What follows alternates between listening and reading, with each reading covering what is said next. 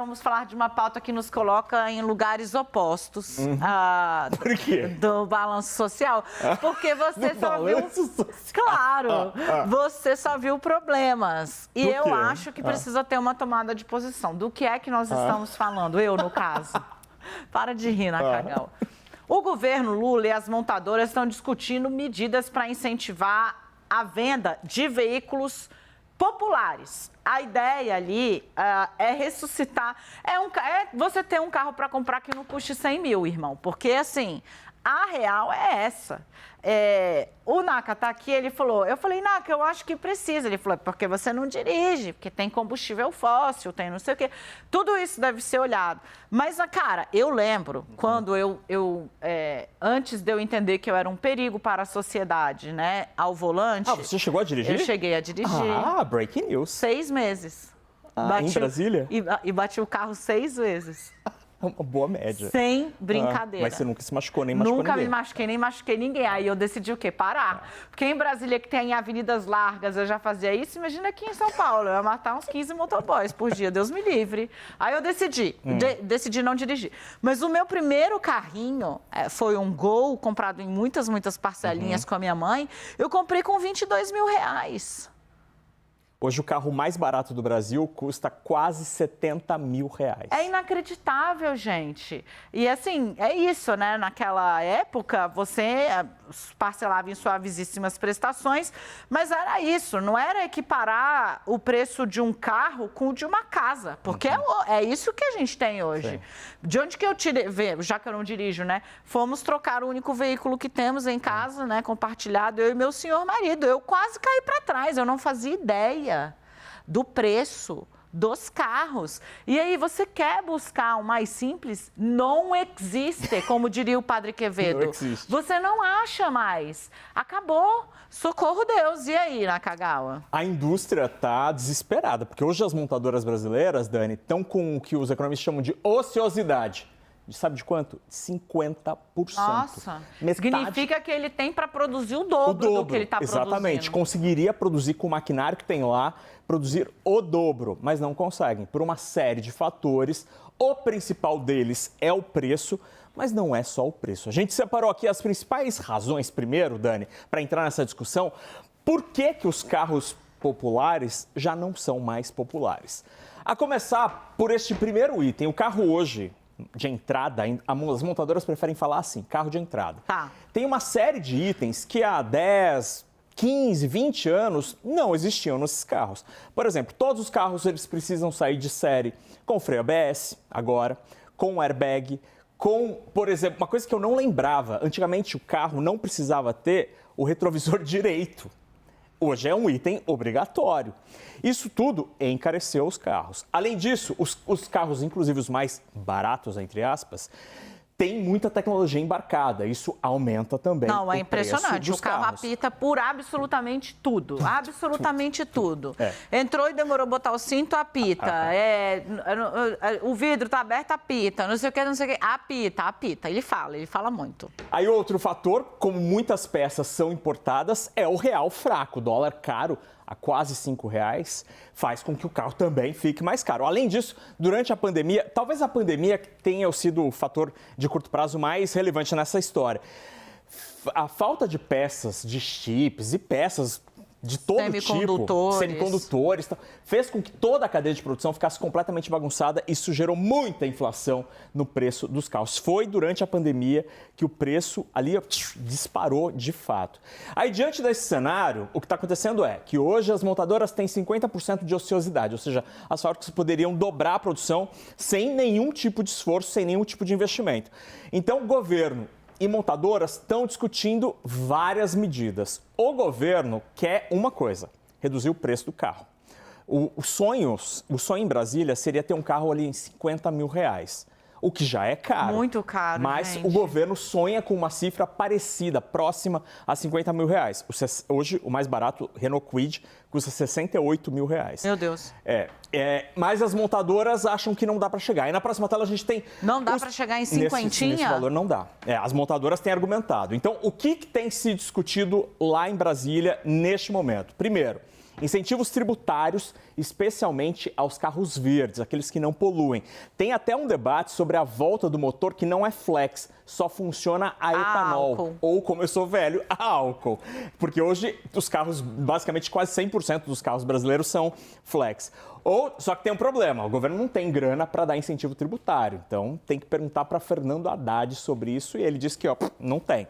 Crédito para clientes e empresas. Calma, incentivo tributário, em bom português, é o governo ou abre mão de arrecadação, né? Isso. Ou ele dá um jeitinho ali, que é um dinheiro que nesse momento que o Haddad está contando moedinhas para poder fechar as contas, não vai rolar, não vai ter. Então já começa aqui um probleminha. Já está quase que gongada essa opção aqui.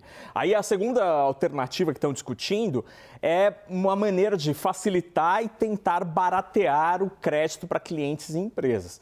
Aí você tem vários problemas aqui. Primeiro, o juro, aquele decidido pelo Banco Central, está paradinho em 13,75, sem sinais de que nas próximas semanas você vai ter queda. Então, isso já começa a atrapalhar. Aí tem um outro problema, que é o seguinte, os bancos reclamam, Dani, que quando um comprador de carro não paga as parcelas, é muito difícil para o banco conseguir reaver aquele bem, recuperar o bem. Então, este é um outro problema. A lei das garantias no Brasil é muito frágil, de difícil execução. Aí nessa história, aí começam a ter ideias de todo tipo. Estão falando até, as montadoras sugerem, por exemplo, usar o FGTS para comprar carro. Uma medida absolutamente inédita. E o FGTS tem outros usos, né? Por exemplo, financiar habitação popular, financiar instalação de saneamento nas cidades, enfim. É um uso completamente, diferentão para o FGTS. O governo e as montadoras estão discutindo, no começo estavam tentando uma solução meio setorial, mas aí o governo enfrentou alguns problemas. Agora, neste momento, nesta semana, o que eu ouvi é que o governo está conversando com montadoras, não com o setor. E aí a gente pode ter um programa de adesão voluntária, por exemplo. A montadora XY adere a um programa, aí consegue uma condição aqui que vai reduzir um pouco o preço, por exemplo, ou o juro. A ver, o fato é, as montadoras hoje têm metade das suas plantas que não está funcionando. E voltar com o Gol Bolinha. Vem para cá, Renata Agostini, porque ela também estava dando seus pitacos nessa discussão. Renata colocou vários pingos nos is, no sentido de que tem, de fato, muitas coisas a serem arestadas. Agora, a gente teve essa conversa várias vezes, como a gente fala de coisas da vida real, né? Que, mano, é impeditivo, impossível, chocante, o que carro virou bem de luxo mesmo no Brasil. Não é Mas eu tenho uma má notícia para você. Eu mandei até no grupo, quando vocês estavam falando, eu fiz a conta. Os seus 22 mil reais que você comprou o seu carrinho, aí eu fiz uma conta há 20 anos. Peguei, Claro que não, imagina, é muito menos. Isso foi... Dani fazendo 18 ali e comprando um carro. Não, 24 eu tinha. Eu tinha 24, porque então foi quando a minha mãe falou, é o seguinte, minha filha, levanta, anda e se vira. Eu tinha 24. Bom, eu já ajusto a conta, mas eu fiz com 20 anos que ela não deu a data. Com 20 anos, os 22 mil reais, hoje eles custam quase 68 mil reais. Ou seja... Corrigido pela inflação. Então, tá meio em linha. Vai ser um pouco menos, gente, porque o período de reajuste, já eu faço aqui. O período Caiu de reajuste metade, vai ser... pode fazer, é 10 anos. Não, 4 anos, louca. Mas vai dar um pouquinho menos. Mas a questão é que eu acho que por um aspecto para analisar isso, quando a gente lembra daqueles números do passado, é lembrar que tudo hoje são valores diferentes, as coisas todas, porque a gente tem uma inflação que não é mais o período da inflação, mas nesse tempo a gente teve que conviver em vários períodos com uma inflação bem chatinha. Então tem esse aspecto. O outro aspecto é que a gente teve, especificamente no caso do setor automotivo, durante a pandemia especialmente, foi um setor bastante atingido por aquela tal queda da cadeia de suprimentos. Teve coisa que as montadoras não conseguiam simplesmente achar. E isso encareceu o produto final. É um problema que não é só do Brasil.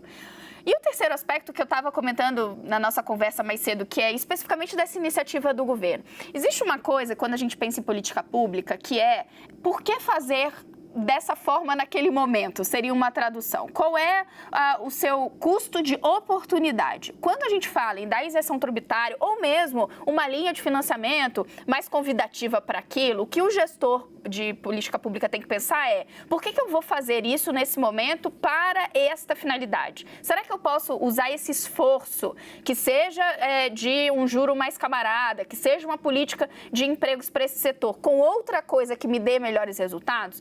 E aí, no caso das montadoras, eu acho que é uma pergunta muito pertinente, porque, primeiro, a gente quer incentivar o uso de transporte individual. Todo mundo aqui quer ter um carro bacana, mas esse, do ponto de vista de política pública, é o movimento mais interessante. E aí, quando o NACA traz apuração dizendo que eles não estão nem negociando com o setor, eles estão pensando em negociar empresa por empresa, me dá calafrios, porque me parece que a gente deveria estar, do ponto de vista de política pública, pensando a economia como um todo. Então, a gente quer incentivar emprego, bacana. É o setor automotivo, no final, a nossa escolha, porque o governo fez as contas e acha que ali tem mais emprego para ser gerado, mas montadora por montadora, por quê?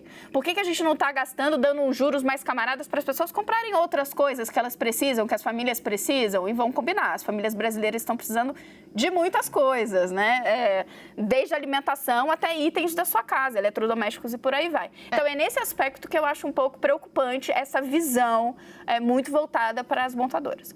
Gente, é muito bom fazer esse giro completo aqui com tudo em todo lugar ao mesmo tempo, mas daí gostaria de separar duas coisas. Eu acho que o ponto 1 da Renata, corretíssimo, esse negócio de negociar empresa a empresa, montadora a montadora. Olha. Já deu problema lá atrás. Né? Quem lembra, não repete, né? Vai dar ruim. 2, né? Total, eu adoraria que a gente estivesse aqui discutindo uma super linha a jato, mas assim, se você pensa que São Paulo é a capital mais equipada do país em termos de transporte público, sobre trilhos, né, que é menos poluente, é o caso do metrô, que carrega muita gente aqui, é a mais equipada. E que as pessoas, muitas ainda levam, não estou brincando, Brasil, 4 horas para se deslocar dentro da capital paulista, tá? Se a pessoa sai da periferia, onde não tem metrô que chega em todo canto ainda, e é a capital mais bem equipada desse aparelho do país, 4 horas no trabalho, você fala, bom, mas o ideal é que se estivesse investindo nisso, né? Concordo, o ideal é que se estivesse investindo nisso. Mas isso é São Paulo. Imagina em outros lugares do país, onde o transporte público é muito mais caro. É o caso de Brasília. O metrô de Brasília é um exemplo, assim, que eu não consigo entender o que aconteceu. Tinha lá o projeto, 300 anos para sair do papel, muita suspeita de irregularidade e de roubo, ele virou uma coisa que liga uma cidade, que nem é a mais populosa, uma região administrativa, a metade do plano piloto. É um negócio assim. E o resto das pessoas estão na periferia. Elas que lutem. Então, entre o ideal, o possível, o imprescindível e o que ajudaria, eu acho que o governo tem a obrigação de fazer uma conta que fique nesse meio do caminho aí. Não sei se eu me fiz entender, mas é que... Não, até porque quando a gente fala em projetos de metrô, não é responsabilidade do governo federal, então tem esse impasse mesmo. Mas ele botou dinheiro em algumas linhas várias, e aí eu acho também é o caso de, se é uma política pública de incentivar, então... ele entra de sola, qual o problema? Melhor do que falar do trem-bala, São Paulo, Rio de Janeiro, né? Pelo amor de Deus. E tem uma coisa que o governo não pode tentar solucionar, por exemplo, com crédito ou desoneração, que é algo mais profundo, que é o empobrecimento do brasileiro. Nós hoje somos mais pobres proporcionalmente do que éramos 20 anos atrás. A renda do brasileiro caiu, o poder de compra dos brasileiros caiu. Isso explica uma parte nada desprezível da incapacidade das pessoas de comprar um carro hoje. Total. Muito bem, senhoras e senhor. Nakagawa minoritário aqui. Até logo, loguíssimo.